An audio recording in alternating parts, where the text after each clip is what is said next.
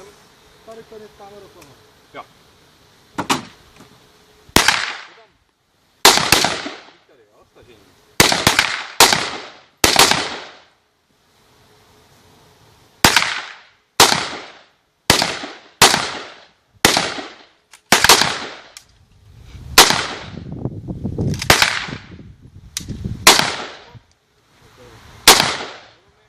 Co tam závěr? Tam. Tak, vím. Ten veliký.